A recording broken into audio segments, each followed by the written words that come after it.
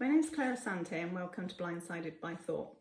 Today's video is about weight loss, and I know it's something that a lot of people struggle with, and I just wanted to talk about a slightly different way to look at it. So at a very early age, we have these, we start to build up our beliefs about food. Even as a baby, it's used as comfort.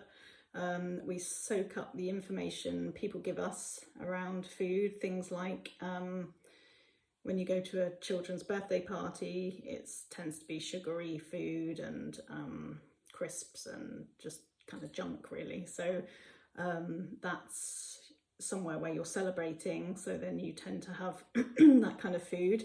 You know, if you're watching a film, we reach out for same sort of thing, you know, unhealthy stuff, and long journeys, you know, anything like that. So then you kind of associate that kind of food with downtime, relaxing, and then that's kind of how your beliefs are formed. So, and you know, it's not, again, you're not sort of conscious of that happening.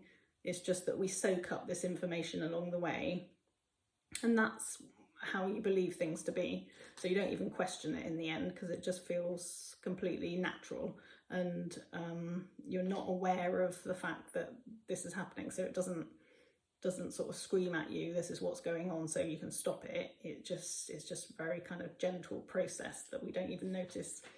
And then, you know, even the adverts we see on TV, so they kind of, you know, they have families coming together around food, and you know, your life will be better if you eat this, or you'll get a partner if you eat that. And it's just these messages that kind of tell you that food would make your life better. And then of course you get older and the messages completely change, completely the opposite, where it's when you start to care about how you look, your weight, that you should be eating this, you shouldn't be eating that, that thinner is better. And then because you've already got this conditioning in place of how you see food as a comfort, so that's already kind of inbuilt in you. So then when you try to either restrict or diet or eat more healthily, it's not just the fact that, you know, it's uncomfortable because you're trying to do all that. It's actually going completely against a solid belief that you have already in place about food. And that's why it feels really white knuckling, difficult, painful, heavy, because it's going against something that you believe to be true. And a belief, you know, it feels so kind of it feels so true and real that when something goes against it, it causes all that friction, and that's why it feels so difficult. What I want to talk about is the belief part of it, and what belief is made of, because until you start looking at that part, the weight loss bit won't change, because it will feel too hard and it will feel like it's constantly a fight. So if you start to take a look at the beliefs that you have around food and start to really kind of question them, which one, you know, which foods are good, which foods are bad. You know, we have all these rules that we make up, and what kind of person you are around food, whether you feel like you can't resist certain things, that you can't stop eating, that you've got a sweet tooth, and you start to question whether these beliefs are actually true about yourself. You know, is it something you've just kept thinking over and over again, and now it's a solid belief about yourself?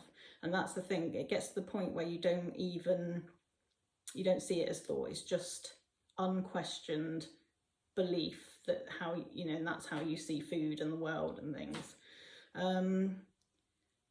And when you see what a belief is made of, so a belief is basically a thought that we've had over and over and over and over again.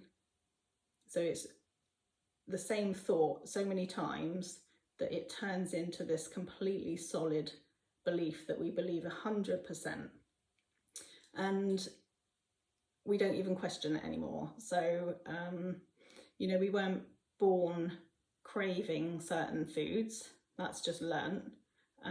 We weren't born thinking we can't stop eating or that we can't resist certain things, and you know, over time it turns into kind of who we think we are.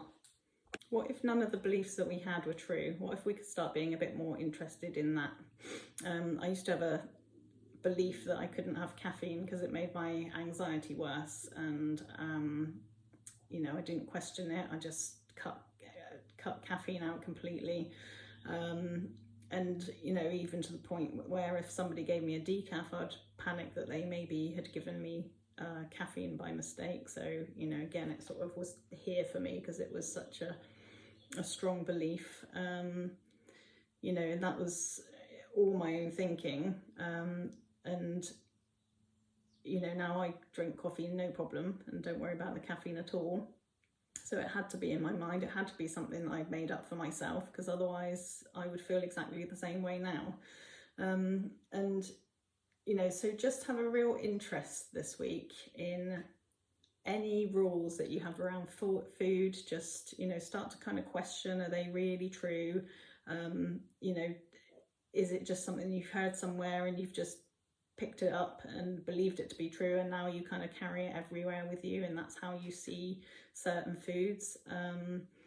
You know, could you see through the beliefs that you've got about anything to do with food? You know, really question it, be curious, be interested in all those things, you know, especially when you sort of feel a bit tight around food. So like, oh, okay, that's interesting. What, you know, what's going on there? There's something that I believe around this food that makes me uncomfortable, and it's, you know, it's habitual because it's a belief. It's just the way you see that food.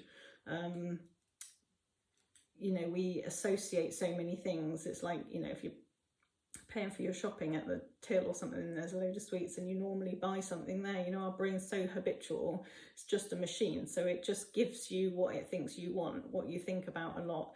And you know, even that's just a split second thought in a moment. Well, what if you know it's just a thought and you don't have to listen to it?